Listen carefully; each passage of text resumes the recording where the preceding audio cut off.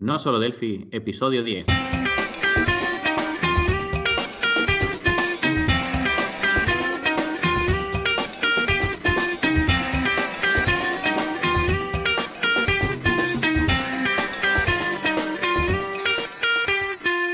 Bienvenidos a nosolodelphi.com, el podcast, el programa donde hablamos entre otras cosas de Delphi. Mi nombre es Johnny Suárez, MVP de Embarcadero en Colombia, y al otro lado tenemos a Emilio Pérez, también MVP de Embarcadero en España. Hola Johnny, hoy es nuestro primer episodio del 2018 y tenemos un invitado muy especial en nuestro podcast. ¿Estás por ahí, invitado? Sí, acá estoy. Oye, hola a todos. Bon dia, ¿cómo va usted? Muy bien. No sé si lo han reconocido, pero para quienes no lo hayan hecho, es Fernando Risato de Sao Paulo y es Lead Software Consultant de Embarcadero. Bienvenido, Fernando. Hola, Emilio. Hola, Johnny. Gracias por estar aquí. Es un placer. Gracias por la invitación. Muchas gracias. Gracias a ti por estar aquí. Este primer episodio del año va a ser un poco diferente a los otros. No sabemos si siempre será así cuando tengamos una entrevista, pero vamos a probar un formato un poco diferente. Y es que durante todo el podcast vamos a tener a Fernando Risato ayudándonos con todas nuestras dudas que tenemos. Bueno, entonces vamos a empezar con la sección noticias y eventos de la semana.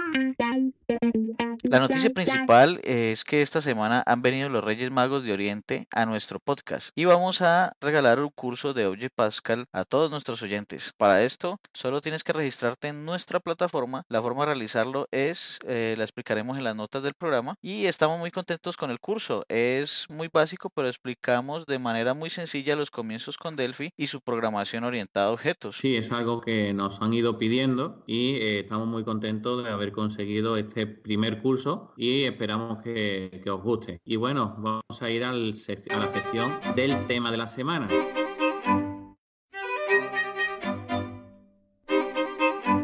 Como ya han podido escuchar, esta semana tenemos una entrevista con Fernando Risato, consultor de software de Embarcadero para Latinoamérica. Buenas, Fernando, ¿podrías contarnos cómo es tu día a día en una empresa como Embarcadero? Sí, claro. Bueno, en general, así tenemos algunas cosas que son planeadas, obviamente. Algunas reuniones que tenemos ahí todas las semanas. Tenemos es que tiene que estar ahí. Tenemos también las grabaciones de los webinarios que hacemos regularmente, por ejemplo, el Delphi Academy. Obviamente, webinarios de cuando acerca de lanzamientos de versión, actualizaciones, cosas así. Pero en general, en un día, digamos, normal, es todo basado en correos, contestar correos, eventualmente arreglar uno u otro ejemplo o ayudar a un cliente, cosas así que tiene alguna dificultad, que necesita algo. Entonces, en general, es un contacto muy así, frecuente con los clientes. Esto es la mayor parte de los días, sí. Muy modo consultoría, ¿no? Sí, muy así. En la verdad, no, como Embarcadero no prestamos servicios de consultoría, no vendemos servicios, ¿no? Solamente el producto, pero obviamente los clientes que tienen el producto, que tienen mantenimiento y todo más, tenemos una asistencia a ellos, ¿no? Entonces, normalmente estamos en contacto con muchos de ellos ahí con una gran frecuencia. Estupendo, muy bien. Una pregunta que tengo, ¿vale? Y es que, bueno, Delphi fue adquirido por Embarcadero en mayo del 2008. Unos años antes de tu entrada, según te hemos estado mirando en LinkedIn, de tu entrada en Borland. Sí. ¿Quedaba algo de Delphi en Borland durante tu periodo por allí? No, en la verdad, lo que pasó es que yo trabajaba para unos partner, un aliado de Borland, Sí. exactamente en este momento, este periodo, cuando cuando se vendió, cuando se pasó la parte de Delphi para Embarcadero. Porque inicialmente, Borland, la idea es, ellos crearon una compañía en separado, no sé si te recuerdas que lo nombré como Codegear. Entonces, con el objetivo de vender esto en separado, entonces tenían la idea de enfocar en la parte de más de ALM, de gestión de proyectos, de cosas así. Entonces, En este momento yo estaba trabajando en uno aliado, en un partner de Borland, como consultor también. Hacía algunas, pero más en servicios. Hacía normalmente customizaciones, implantaciones, por ejemplo, de Starting, Calibre, Sí. la parte de requisitos, este tipo de cosas. Entonces me invitaron a Borland a trabajar como consultor, pero como Borland, y yo me fui. Pero exactamente en este momento de la transición. Ya entonces hubo la compra de Bond por Microfox, que es la compañía de inglesa, ¿no? Que tiene otros productos. Entonces me quedé ahí por un rato, 2 años, entonces me invitaron a volver a la parte de embarcadero y yo regresé a embarcadero. Ya como Vale, embarcadero.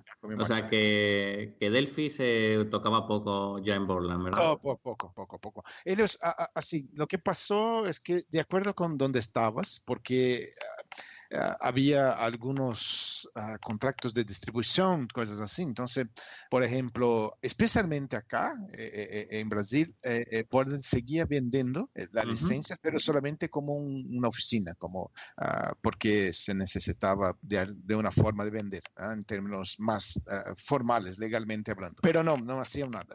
Es básicamente ya estaba haciendo la transición para Embarcadero, entonces Embarcadero oficialmente empezó a crear sus propias oficinas, y entonces ahí tenemos la oficina de Brasil y así va. Ajá, qué estupendo.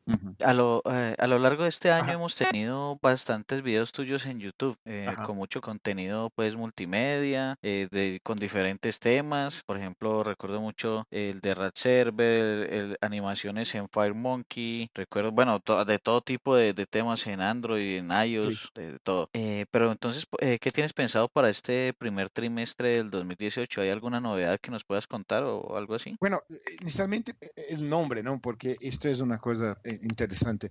Empezamos con este Academy, este programa de videos a cada 2 semanas. Tenemos un video de como 30 minutos, ¿no? En una edición en español, una edición en portugués de Brasil. Esto sale a cada 2 semanas y tenemos una agenda ahí para 6 meses normalmente. Entonces vamos ahora para enero crear una agenda para el año que va a entrar, para 2018. Entonces para 6 meses. No estoy seguro de qué tenemos. Tengo que empezar a planear esto, cuáles son los tópicos, pero muy probablemente vamos a tener algo en torno ahí de Red Server también, Sencha, ahora que tenemos Sencha como parte de los productos de Embarcadero. Entonces, la integración de Sencha y todo esto. También hay otros productos como, no sé si vamos a tener la oportunidad de tocar en esto, pero tal vez hay productos nuevos, por ejemplo, en la parte de automación de test, de pruebas. Es una otra compañía que se compró. Entonces, a ver si vamos poder hablar acerca de esto, pero de cualquier manera, la idea es que empezamos con Academy porque había en la Embarcadero Americana un programa llamado de Skill Sprint, no sé si te recuerdas. Entonces, Skill Sprint es también algo más o menos así, similar. Había un episodio cada 2 o 3 semanas, pero una persona distinta que hacía, etc. Entonces, la idea fue crear algo similar para Brasil y para América Latina inicialmente, pero nombramos de una manera distinta como Delphi Academy, porque es más fácil para las personas aquí comprender el objetivo, ¿no? Skill Sprint no es un nombre muy atractivo para nosotros, entonces empezamos a hacer esto, inicialmente una agenda para 6 meses, y ahí tuvimos una buena repercusión, las personas le gustaron, entonces estamos siguiendo. Y ahí vamos ahora en enero, probablemente tenemos una agenda para más 6 meses. A cada 15 días estamos ahí con un tema. La idea principal es a presentar algo, a profundizar un poco, pero así, especialmente a presentar lo que es posible hacer. Entonces, por ejemplo, hablamos de móviles por 3 o 4 episodios, desde lo básico, como es los conceptos iniciales, la parte de configuración, SDKs, etcétera, hasta la creación de la interfaz, buenas prácticas, etcétera. Entonces, la idea es a profundizar un poco más en términos de lo que tenemos en la documentación oficial, crear ejemplos más de mundo real, ¿no? Ejemplos que se pueden utilizar en aplicaciones reales y cosas así. Este es el objetivo principal. Está buena la idea. Yo tenía en mi cabeza que el Skill Sprint era después del Delphi Academy, ¿yo? Pero entonces ahora me cuentas que primero fue el Skill Sprint. Sí, primero sí. Había esto en inglés, entonces empezamos con Academy.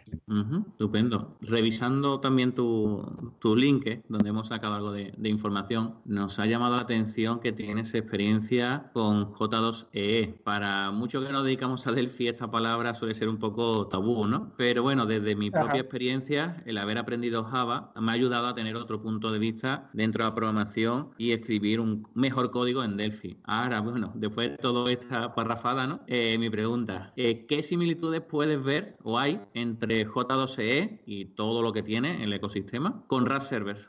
Bueno, de alguna manera, por ejemplo, cuando miramos a J2EE tenemos, digamos, algunas infraestructuras, especialmente la parte de server side, como JBoss, ¿no? Que es un servidor de aplicación para Java y otros más. Entonces, el Rust Server tiene un objetivo, no exactamente igual, porque es una tecnología distinta, obviamente, pero va a cumplir una función similar, que es rostear objetos de servicios en Delphi o C++. No es exactamente igual, pero tiene un objetivo similar. ¿Va a ser un Glassfish, por ejemplo, o un Tomcat, por ejemplo? Por ejemplo, en esta línea. Y especialmente así, la escalabilidad, ¿no? Entonces, la idea con Rust Server es permitir una escalabilidad mayor, permitir que las personas, por ejemplo, hacer el despliegue en la nube y todo más. Entonces, pero tiene más, ¿no? Rust Server tiene algunos recursos que son bastante interesantes, como la parte de la integración con beacons. Entonces, pero sí, hay en términos de similaridad, es más, digamos, en términos de arquitectura, pero no exactamente de recursos, ¿no? No exactamente técnicamente hablando. Es que el Rust Server hemos escuchado que tiene muchas bondades, pero por muchos vídeos que vemos, no nos queda 100% claro de todo lo que se puede conseguir con él. Nos has hablado de muchas palabras técnicas, ¿vale? Pero para personas del día a día que nunca ha tocado Rust Server, queda un poco raras, ¿no? Un poquito fuera de desconocimiento. ¿Nos podría un poquito más llano, un poquito más a la persona que nunca ha tocado Rust Server, ¿nos lo podría aclarar un poquito? Claro. Inicialmente, ¿no? El primer recurso, lo principal tal vez, de Rust Server es permitir el despliegue de APIs en REST. Sí. Entonces, sí, pero DataNet hace eso, por ejemplo. Sí, pero un poco distinto, ¿no? Entonces, si miramos a DataNet, y una comparación bastante rápida, si miramos a DataNet, tenemos ahí un SDK, una API, que nos permite compilar una aplicación. Entonces, usted va a crear todo. Tiene ahí lo SDK listo, entonces usted va a crear un binario standalone, una aplicación standalone, o un servicio, por ejemplo, para correr bajo Apache o Internet Information Server, lo IS, sí, o standalone, pero usted tiene ahí el control de todo. Entonces, la parte de usuarios, la parte de memoria, todo. En Rust Server, la principal diferencia es que este motor de Rust Server ya está listo. O sea, usted no va a compilar el Rust Server. Rust Server ya es un container que está listo, que se va a ejecutar independientemente y que va a cargar en tiempo de ejecución las BPLs que usted va a crear en Delphi o C++. Entonces, básicamente, los desarrollos para Rust Server está, digamos, en un resumen, es crear una BPL. Obviamente, cuando usted va a crear un proyecto para Rust Server, que es la parte de los REST API, de la API REST, es el OMS. Entonces, cuando se crea un módulo, que es un nombre que se da de Rust Server, un paquete de Rust Server, el resultado final es una BPL, no es un ejecutable. Y esta BPL se hace el despliegue a una carpeta donde el Rust Server va a cargar la BPL en tiempo de ejecución. Entonces, es un poco distinto en términos de arquitectura, de cómo se organizan las cosas. Obviamente, al final tiene como resultado una API REST, que es lo que tiene también DataNet. Pero cuando miramos a Rust Server, ahí tiene un montón de recursos ya todos listos, que obviamente se puede hacer con DataNet, pero tiene que programar. Entonces, la parte de usuarios, de grupos, ya es parte de los productos. Sí, es posible integrar esto, por ejemplo, con Active Directory Directory y otros más que va a permitir en el futuro. Tiene, por ejemplo, toda la parte de Analytics, que son las estadísticas de utilización de las APIs. Entonces, automáticamente tiene un dashboard donde se puede mirar, por ejemplo, las principales APIs o las APIs que tienes en lo deploy, que están listas. También la utilización de las APIs, los tiempos de ejecución, cuáles son los usuarios que más están ejecutando, todo más. Tiene todas las estadísticas de ejecución, tiempo de ejecución de cada una de las llamadas, o sea, todo ya listo, ¿no? Con un panel visual, con gráficos, todo. Entonces, esto es la infraestructura que tiene RadServer, que obviamente, una vez más, es posible hacer todo en DatSnap, pero tiene que programar en RadServer y ya está listo. Vale, y entonces todas estas llamadas son sin estado, son stateful, ¿verdad? Perdón, stateless. Todo es stateless, no tiene estado. Y ahí tenés que manejar todo, tiene la parte también de serialización de JSON, ¿no? Para FireDAC, que es exactamente, la parte de desarrollo, digamos, para conectar al motor, a la base de datos, para hacer todo digamos, la programación de la regla de negocio. Esto no cambia nada. Usted va a utilizar FireDAC, va a utilizar lo que ya está acostumbrado. La diferencia es que va a crear una VPL y entonces lo concepto por detrás de RadServer son los microservicios, los microservices. Entonces, la idea es crear microservicios, cada uno en una VPL. Entonces, esto va obviamente a tornar más sencillo, por ejemplo, manejar los cambios, hacer por ejemplo, un despliegue de una versión más actualizada, más actual, cosas así. Esta es la idea. Es más, digamos, es una infraestructura un poco más profesional, se comparado a DatSnap. Obviamente hay proyectos y proyectos, ¿no? Entonces, eventualmente, de acuerdo con los proyectos, DatSnap eventualmente va a ser mejor porque no necesitas de tanta configuración. De otra parte, se va a DatServer, por ejemplo, otro recurso que tiene que ser integrado, es parte de los productos, es lo envío de notificaciones push, los push notifications. Entonces, esto ya es parte de RadServer. Incluso es posible, por ejemplo, utilizar una aplicación BCL para enviar una notificación push o para interactuar con RadServer, ¿no? Es totalmente estándar. Entonces, cualquier tecnología, en la verdad, que tiene la habilidad de hablar, de conectar vía REST, de JSON, de enviar REST, llamadas REST, datos en JSON, es posible integrar con RadServer. Es bastante realmente, digamos, estándar, ¿no? Entonces, tenemos que, para el despliegue, tenemos que instalar Interbase, tenemos que instalar RadServer y después las VPL con la lógica de negocio. ¿Serían esos los pasos? Exacto. En este caso es importante también aclarar acerca de esto, que el Interbase en este caso es este motor de Interbase que es parte de la instalación de los despliegues de RadServer, es utilizado para la infraestructura de RadServer. Entonces, usted va a conectar, por ejemplo, para las reglas de negocio, para su sistema, lo que va a desarrollar, usted va a conectar a cualquier motor, a Oracle, a SQL Server, o que sea, a Postgre, cualquier motor que se va a utilizar y eventualmente la compañía ya tiene, ¿no? Con los datos de la parte de negocio. Este motor de Interbase es solamente la infraestructura de RadServer, es donde están los usuarios, las estadísticas, el control, por ejemplo, de permisos, de todo, ¿no? La conexión de los devices.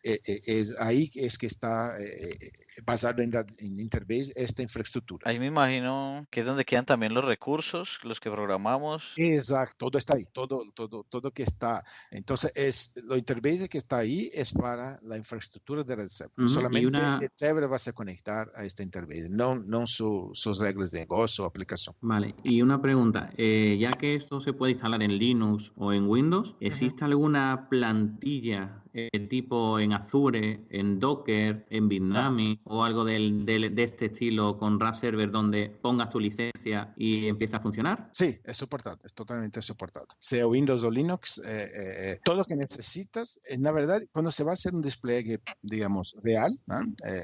Para producción, la recomendación es la utilización de Apache en Linux o Internet Information Server en Windows, ¿no? Entonces, tiene que tener estos softwares ahí. el Apache, por ejemplo, lo despliegue va a ser como un módulo de Apache. Y ahí tiene ahí en la documentación toda la configuración, pero básicamente es esto. Vale, entonces no existe, por ejemplo, en Docker ya creado, ¿verdad? En Doc yo no estoy seguro, por ejemplo, de cómo hacerlo. No sé si tenemos un ejemplo, pero es algo para investigar. Sí, bueno, son cosas muy sencillas. Por ejemplo, Sí. Bitnami, te Ajá, descargas una máquina virtual y ya lo tienes todo listo. No tienes ajá, que instalar nada. No tienes que ajá. poner el Apache, no tienes que poner el IS, etcétera. Sí, ya está. Y nada más, solamente poner la licencia y ya funciona. Ujú. Y bueno, son cosas que facilitarían mucho, por lo menos, el acercamiento Ajá. a la gente a RAS Server. Claro, sí, es algo para investigar. Ujú. Vamos a ver si. Pero así, como estamos hablando de una tecnología que es bastante estándar, yo creo que es soportado, pero así, a ver, no estoy seguro. Ujú. No, sí, soportado está, pero bueno, habría que crear esa, digamos, plantilla, ¿no? Como le he Exacto, llamado, esa exacto, máquina virtual ya preparada. exacto, exacto. Bien, sobre RAS Service has comentado más tecnología alrededor. No me sale el nombre ahora mismo. Beacon, ¿no? O Los Beacon beacons. Fence. Sí, este Vale. es un recurso también bastante interesante. Aunque obviamente no se aplica a todo tipo de proyecto, porque Ujú. es bastante particular en términos de... Pero el Beacon Fence es un servicio que le permite tener toda la parte de ubicación, entonces, de usuarios. Entonces, en general, basado en beacons. Hay algunos ejemplos en línea. Después podemos compartir los links, como hay uno de un museo en Japón, hay otro. Hace, Hay algunos hace ejemplos. hace un par de semanas ¿Ah? pusimos uno, el de enfermeras. Sí, este uno también. En términos generales, lo que nos permite es tener este concepto de GPS indoor, donde digamos, la utilización de beacons es posible, no controlar, pero es posible seguir una persona, dónde estás, en qué silla estás, por ejemplo, o, por ejemplo, tener el control de acceso, ¿no? En la compañía, en parte de la compañía, o tener, por ejemplo, en un hospital, cómo se guiar, dónde se está, para dónde se debe ir, etc. Entonces, Pero entonces, ¿realmente un beacon qué es? ¿Un móvil, un llavero, un pequeño aparato con GPS interno? ¿Qué es un beacon en sí? exacto. El beacon, normalmente para este tipo de proyectos es algo que se debe tener, por ejemplo, ¿cómo es el nombre? Por ejemplo, si vamos a hacer esto en digamos, una compañía, una industria o un hospital, ¿no? Tiene que estar seguro que todas las áreas por donde se va a rastrear los usuarios están cubiertas debidamente con los beacons, con señales de beacons, ¿no? Entonces, obviamente hay distintos equipos con distintas capacidades, entonces tiene ahí que investigar un poco, pero básicamente tiene que tener toda la parte cubierta con esto, con beacons, con la visibilidad de beacons. Cada uno tiene ahí eventualmente soporte, por ejemplo, alcance de 10, Entonces, 30 metros. Fernando, ¿un beacon podría ser un RFID? No, es un poco distinto de esto, porque Oye, el beacon no es, el beacon solamente envía un señal. Él no tiene, por ejemplo, ah, ah, no es algo que tiene, por ejemplo, una acción, ¿comprendes? Él básicamente envía un señal de ujú. acuerdo con las distancias que se está desde el smartphone a este beacon, es posible tener una aproximación de la distancia que la persona está de este beacon. Entonces, por un concepto de triangulación de los beacons, es posible tener una idea de dónde la persona está. Pero es Ajá. un poco distinto de este tipo de cosas, por ejemplo, como que se utiliza normalmente para stocks, de este tipo de, no es exactamente, es más, por ejemplo, para ubicación realmente. Y Parece un miles de un ejemplos. GPS interno. Sí, Así. o un farol, como un Ujú, farol, ujú. porque está ahí emitiendo un señal y Sí. ahí es posible saber que la persona está cerca de este señal y a qué distancia está de este señal. Básicamente esto, en línea. Así funciona GPS, es decir, a partir de varias señales, Ajá, por triangulación sabes dónde te encuentras. Exacto, es como un GPS, pero local. Por eso decía Fernando que era indoor. En resumidas cuentas, lo que nos está contando Fernando es que si queremos implementar una solución con beacons y beacon fence, sería montar en un local los aparaticos que emiten la señal por todo el local, los aparaticos que emiten la señal y una aplicación, digamos, en un dispositivo móvil que lea esa señal y que a su vez vaya al servidor y y le indique y vuelva a esa señal pues una ubicación como tal. Eso es, en resumidas cuentas, lo que nos estás contando, ¿sí o no, Fernando?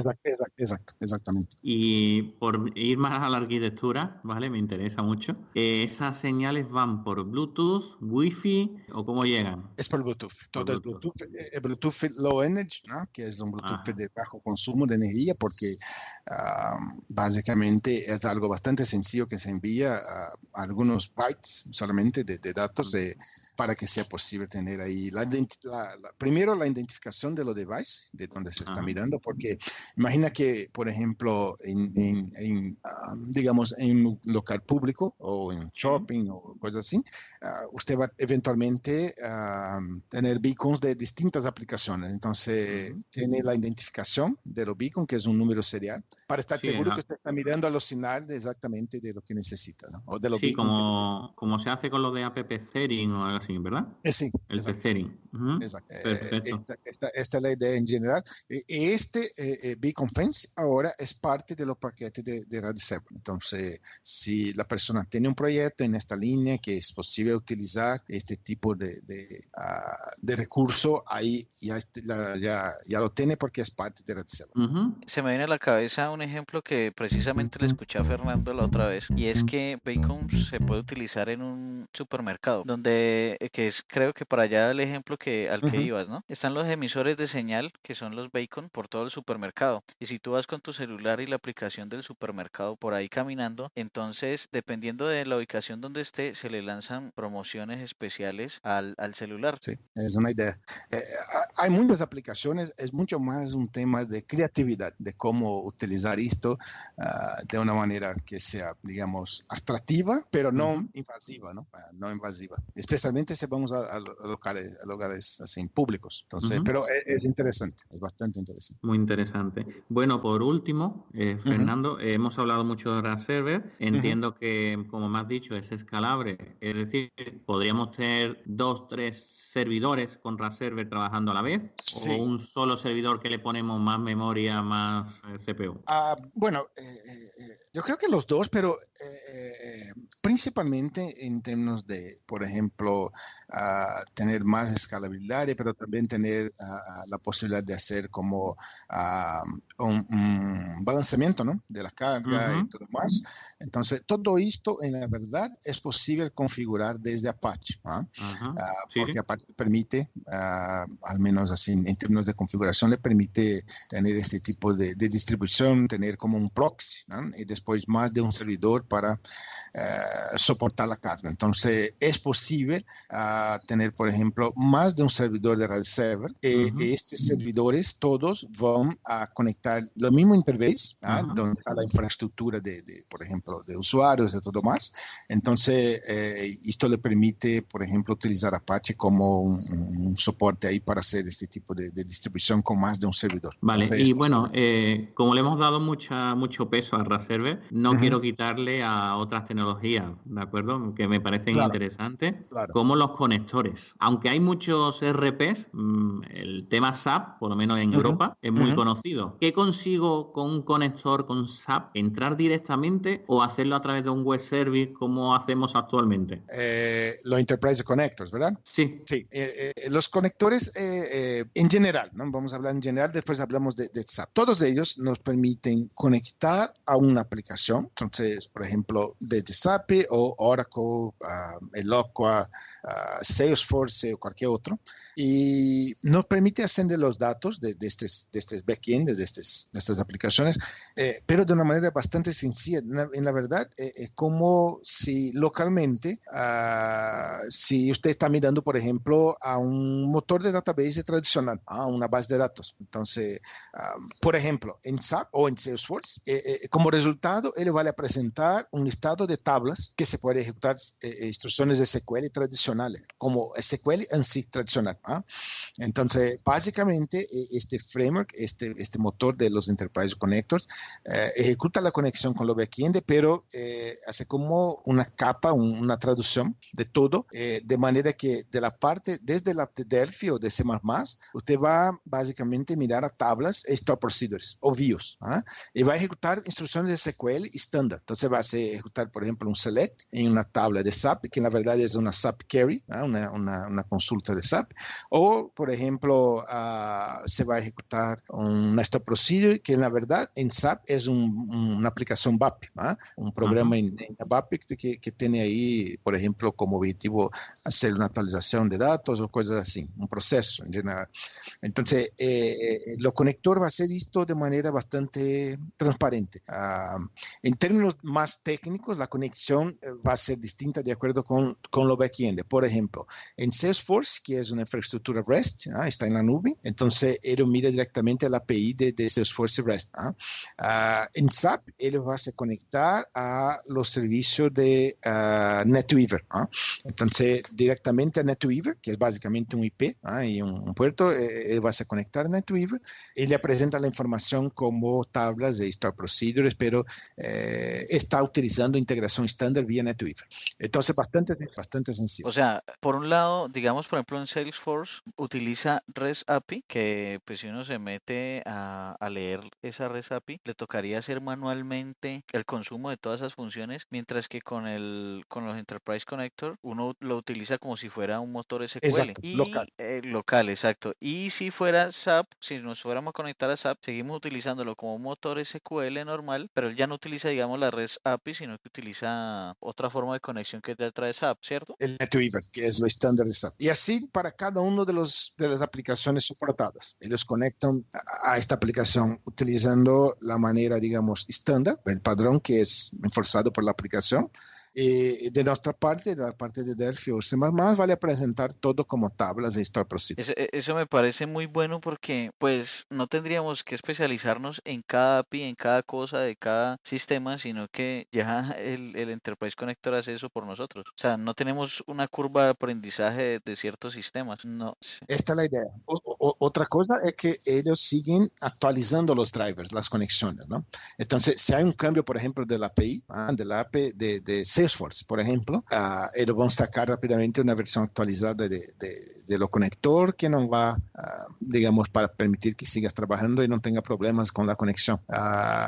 Entonces, y ahí tiene toda la documentación de cómo se debe utilizar, etc. Por ejemplo, en SAP es un caso bastante interesante porque es un poco distinto en términos de infraestructura. No de infraestructura, pero las reglas de SAP, ¿no? Entonces, por ejemplo, en SAP, los datos que vamos a mirar, en la verdad, son views. Él va a hacer un mapeo de las SAP queries o tables en views. Para nosotros, en Delphi, son todos views. O sea, son read-only. No tiene cómo ejecutar cambios en estas views, ¿no? Básicamente, se puede mirar los datos y, obviamente, con un dataset. Entonces, por ejemplo, un dataset con, digamos que sea un dataset con los caches predictivo, usted va a mirar los datos, es un dataset tradicional, entonces vamos a hacer cambios, por ejemplo, a nivel de los datasets. O sea, una persona, por ejemplo, en una grilla, hace un edit, va a cambiar un dato, va a hacer un post, todo ya está, pero esto está obviamente en los datasets local, no está en SAP en este momento. Entonces, en SAP en particular, para hacer los cambios de datos en SAP en particular, tiene que ejecutar las store procedures y para enviar los parámetros, porque las tablas en SAP son naturalmente read-only. Todos los cambios de datos son vía estos procedures, estos VAPs, que es donde están las reglas de negocio. Entonces, básicamente, tenemos todas las VAPs, todas las APIs, estas APIs de SAP, como store procedures de nuestra parte, de nuestro lado. Usted va a ejecutar una store procedure y enviar los parámetros en la store procedure y va a ejecutar esto en los backend de SAP y va a hacer la actualización de la información. Ok, pero entonces eso es un tema ya como solamente de SAP en particular, pero eso sí ya es como una cuestión de documentarse y entender cada sistema. Exacto, porque SAP no le permite cambiar directamente las tablas, ¿no? Entonces, porque la regla de negocio está ahí en las VAPs. Entonces, ahí básicamente usted va a decir, mira, me gustaría actualizar la descripción de un producto. Entonces, tiene una stop procedure, que en la verdad es un VAP, que es enorme, tiene muchos parámetros, pero usted solo va a enviar lo que necesita. Entonces, me gustaría actualizar la descripción, usted va a enviar una descripción nueva, va a hacer la identificación de cuál es el producto que necesita actualizar y esta VAP va a ejecutar la actualización, pero validando todas las reglas de negocio que tiene SAP. Entonces, la verdad, estamos utilizando exactamente lo mismo que la interfaz de SAP utiliza, de manera a garantizar que todo está bien, que las reglas todas están. Y además de estos entornos tan grandes como SAP, Salesforce y demás, también hay conectores para otros más pequeños como PrestaShop, Magento, Sí. WooCommerce, etcétera. Sí, son más de 80, son más de 80 conectores ahí para todos los fines, desde de medias sociales, por ejemplo, también es posible conectar a Facebook o Twitter o cualquier otro, pero de una manera bastante sencilla. Obviamente, estas infraestructuras como Facebook, como Twitter, todo tiene una API REST. Y usted, si quieres, puede mirar directamente a esta API REST. A la API REST construir la aplicación.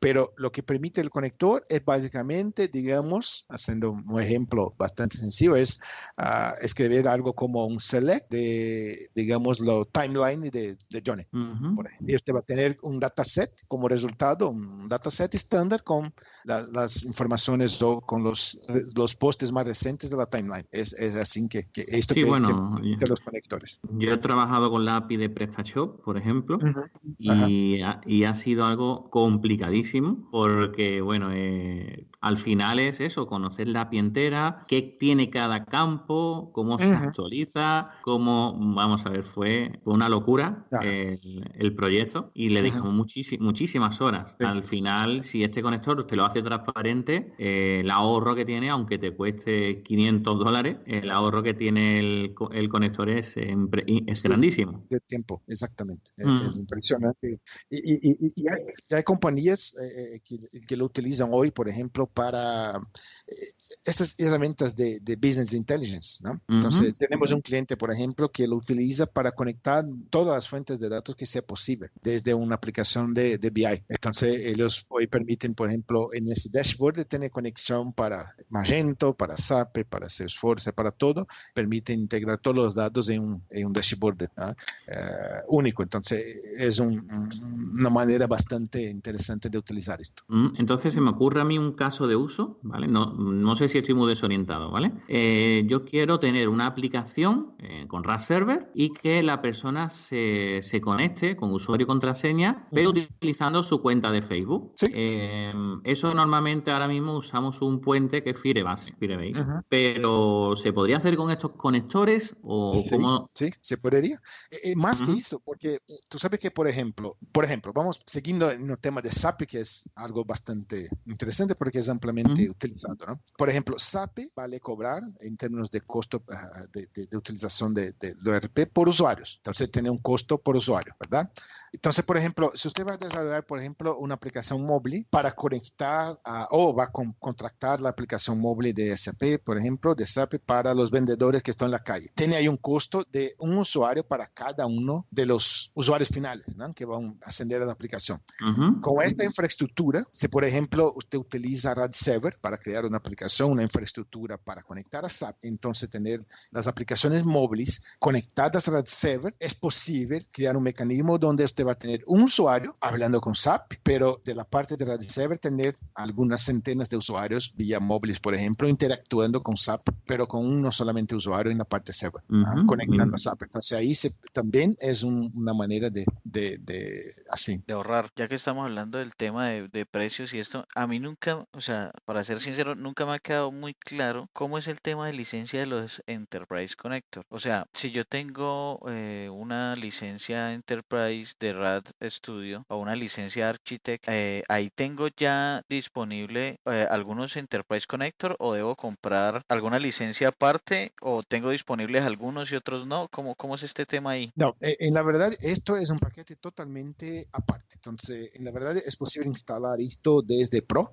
porque en Pro es posible tener los FireDAC, ¿no? Entonces, todo está basado en FireDAC. Entonces, desde Pro es posible tener los Enterprise Connectors. Pero es un paquete totalmente independiente, porque en la verdad esto es desarrollado por una compañía, es un no es un producto de Embarcadero, digamos, una distribución que tenemos, pero es desarrollado por una compañía que es Sedata, es el nombre. Ellos tienen conectores para otras plataformas también, básicamente ODBC, conexión vía ODBC para otras plataformas, y ahí ellos desarrollaron las conexiones nativas para Faridac. La gran diferencia de lo que vende las personas de Sedata directamente, porque ellos no comercializan la parte de Faridac, solamente nosotros. Entonces, este es el acuerdo que tenemos. Entonces, ellos desarrollaron la parte de Faridac y solamente Embarcadero lo comercializa. Pero ellos tienen estos mismos conectores, por ejemplo, vía ODBC para otras plataformas. Y lo venden directamente. La gran diferencia es que en nuestro modelo de comercialización, usted tiene básicamente dos paquetes, uno con algo como cerca de 40 conectores, y después un paquete full que tiene 80 conectores. Entonces es un paquete con 40, entonces tiene que mirar ahí los listados de conectores y ver cuál interesa. Pero es un paquete que tiene 40 y un paquete que tiene todo, los 80 y pocos, 80 y picos ahí. Pero es un paquete independiente que se compra separado de Delphi, una licencia por desarrollador. La gran diferencia que tiene con relación a lo que comercializa las personas de Sedata y otros proveedores también que tienen algo similar. Hay otros que, no exactamente con todos estos drivers que tenemos hoy, pero hay otros.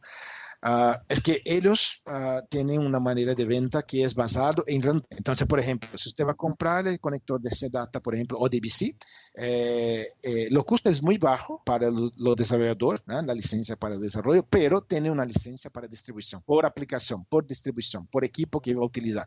Y de nuestra parte, no. Básicamente tiene una licencia para los desarrolladores, es una licencia normal, permanente, es tuya, y se puede crear cuántas aplicaciones, distribuir para cuántos miles de usuarios quieres, no tiene costo adicional. Esta es la principal diferencia. Ya. Pero si, por ejemplo, hoy alguien que nos está escuchando tiene una licencia Enterprise, o sea, ¿podría hoy comenzar a probar estos conectores desde el Get It? Sí.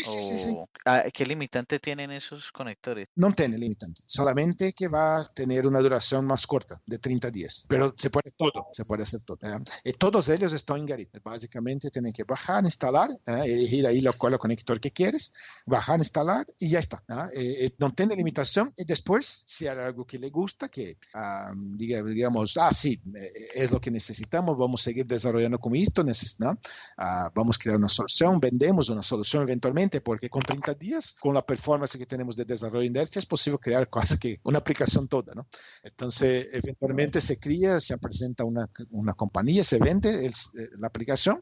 Entonces, todo lo que tiene que hacer después es aplicar la licencia, no tiene que desarrollar nada otra vez. Todo que se cría con los trials sigue válido. Bueno, pues a partir de ahora, Fernando, ya si Johnny no tiene más preguntas. No, yo no tengo más. Vale, pues si quieres añadir algo más, Fernando, sobre Embarcadero, productos que no conozcamos o que nos hayamos saltado. Bueno, primeramente, gracias por la invitación, ¿no? Por estar aquí hoy con ustedes. Es realmente un placer y estoy a disposición de ustedes para lo que necesitan, por favor.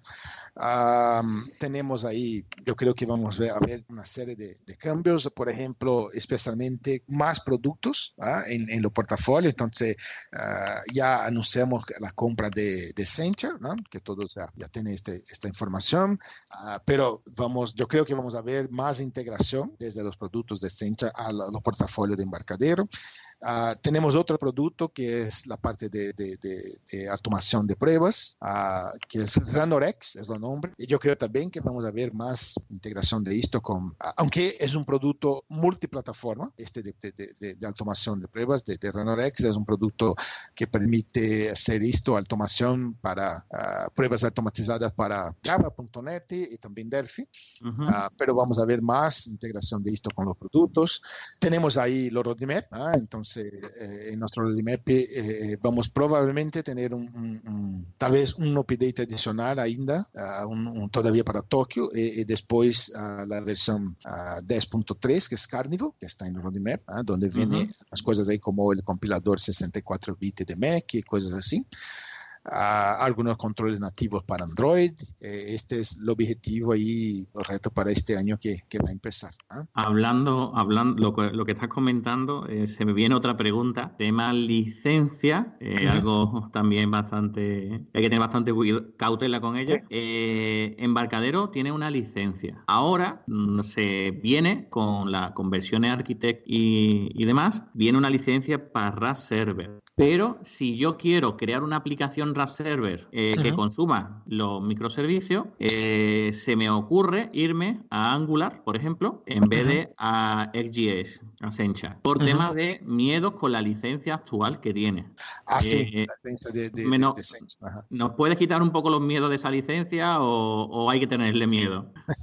Bueno, en la verdad es algo que en este momento estamos así como que aguardando también por un entrenamiento, más informaciones acerca de esto, porque hasta este momento no hubo esta integración de las compañías, ¿no?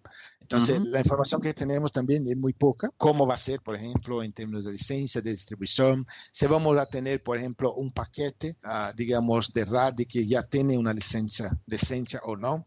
Es que Unigui viene así. Por ejemplo, Unigui, que tiene la parte de OEM, realmente no sabemos. Es algo que probablemente, porque como lo que pasa es que el año fiscal de IDERA, que es el grupo que es dueño de todo esto, no es un poco distinto. El año fiscal de IDERA se cierra en marzo próximo. Entonces, el año fiscal es de marzo, y no ya de enero a diciembre, como nosotros, ¿no? Como es más común. También creo que en Estados Unidos era de septiembre a septiembre, algo así. O algo así. Entonces, yo creo que ahora vamos a ver un planeamiento ahí de qué va a pasar para este próximo año fiscal en este cuartel que estamos adentrando ahora, ¿no? De enero a marzo ahora. Sí, bueno, la incertidumbre es que ahora mismo comienzan muchos proyectos y claro, ¿qué voy hacia lo que me dice Embarcadero, que es Sencha, que la verdad son estupendos, o me voy a Unigui, que se ha quedado desfasado, es Sencha que trae, o me voy a Angular con Google por detrás, que aunque ha tenido bastantes movimientos con la versión primera y ahora con Angular JS pues va más estable. Entonces esa incertidumbre que hay, pues bueno, quería quitármela un poco de encima, pero creo que vamos a tener que esperar un poco, ¿no? Un poco, porque realmente no hemos tenido una integración más fuerte de las compañías, pero va a pasar, seguro que, por ejemplo, mi jefa, que es Lisa Flores, ya está encargada también para este año que entra también de Sencha para la región que ella maneja. Entonces, vamos a tener una integración y ahí probablemente los paquetes de productos y todo más, pero en este momento no hay una información. Claro, es que lo que yo tengo en mente, que quizás sea falso, es que si yo quiero poner RAS Server, que ahora viene una licencia con él, y hago los ejemplos que hay en YouTube, pues por cada implantación que tenga o por cada cliente que tenga, tengo que pagar una licencia. Sí, en la verdad es así. Hoy, la verdad, empezando con el update 2 de Tokio, ¿no? O de Delphi o C++ Builder o RAD Studio que sea, Enterprise o superior, usted va a recibir para cada licencia que tenga una licencia que es los site license, o sea, una licencia que no tiene limitación de usuarios para un servidor de RAD Server. Entonces, por ejemplo, imagina que usted es una compañía que desarrolla software y lo vende por usuarios, como SaaS, modelo como SaaS, ¿no? Software como servicio. Entonces, usted va básicamente rostear esta una licencia que va a recibir de RAD Server en la nube, por ejemplo, en Amazon o que sea, cualquier uno, Azure, cualquier uno. Y usted va a vender su producto como licencias finales para los usuarios que lo van a utilizar. Entonces ahí se necesita solamente una licencia de RAD Server. Incluso se necesita, por ejemplo, escalar esto y poner más de un servidor con la misma aplicación, entonces, o múltiples aplicaciones, más desde que sea una instancia de los servidores de datos, en la verdad de la infraestructura. Entonces solamente necesita de una licencia. Pero si usted va, por ejemplo, a, digamos, crear un software que se va a vender como dicen on-premise, que el cliente va a rostear este software. Entonces, esta licencia del server, usted eventualmente puede pasar a un cliente, esta una que tiene, instalar en un cliente como parte de lo que está vendiendo a este cliente. Pero si usted va a licenciar, por ejemplo, este software on-premise, o sea, la persona va a hacer la instalación, lo despliegue en la infraestructura de su cliente, solamente para este cliente, entonces ahí sí necesitas de una licencia del server. Digamos, se vende este software a 100 compañías, usted necesita 100 licencias del server, porque son 100 implantaciones distintas. Y lo mismo con Sencha, ¿no? Es lo mismo con Sencha. Bueno, no sé, de Sencha no estoy seguro, realmente no estoy seguro porque no miré los detalles todavía. Pero de la server sí. Entonces, tiene que mirar ahí, por ejemplo, el tipo de escenario que es ideal para este producto, ¿no? Normalmente, este escenario, por ejemplo, de aplicaciones en la nube, en formato de servicios, como digamos, es como tener, porque una comparación buena para el server son estos backends, estos servicios de la nube como Parser, Kinvi, aunque Parser ahora es open source, pero tiene los proveedores que soportan Parser, ¿verdad? Entonces, Parser, Kinvi, AP42, Firebase y todos estos unos van a cobrar, tienen un costo mensual por número de usuarios o datos, o depende, ¿no? Cada uno tiene una métrica, pero en general tiene un costo. Cuando se va arriba de una cantidad de datos o de usuarios, etcétera, tiene que hacer un pago ahí mensual. En contrapartida, el RAD Server tiene una infraestructura, digamos, similar a estos servicios, porque tiene la API REST, tiene push, tiene, básicamente, digamos que podemos comparar con un parse, hacer una comparación de cierta manera con un parse, pero usted va a rostear, entonces no tiene un costo mensual adicional. Es una licencia permanente, va a aplicar, poner esta licencia en un servidor en la nube, por ejemplo, que usted maneja, y ahí no tiene costo, por ejemplo, de la infraestructura mensual. Exactamente. Esta es la diferencia, y yo creo que este es lo mejor enfoque para el server, que este tipo de aplicación con servicio en la nube. O sea, que vamos a tener un ahorro en tiempo de desarrollos y un ahorro, digamos, pago mensual. Bien, pues entonces, ahora nos vamos con la sección El Patrocinador. Esta semana el patrocinador es Cima Software, una empresa relacionada con la creación de componentes Delphi desde 1995, donde crearon su primer componente llamado T-Chart para Delphi versión 1. Este componente se encuentra integrado por defecto en la paleta de componentes de Delphi desde su versión 3 en 1997. En estos momentos sacaron también una versión Pro de dichos componentes que siguen ofreciendo en la actualidad, tanto para VCL como para FireMonkey, por un precio que va entre $99 hasta $599 en su versión más completa. Cima Software ha aportado su componente T-Chart para otras plataformas como .NET, PHP, incluso una versión para móviles. Dentro de Cima Software tenemos más componentes, además de T-Chart, como T-Grid o TBI, que es capaz de soportar billones de celdas y tiene un coste de solo $279. Fernando, ¿conoces estos componentes? ¿Lo has utilizado alguna vez? No personalmente, en proyectos que yo tenga tocado así personalmente, ¿no?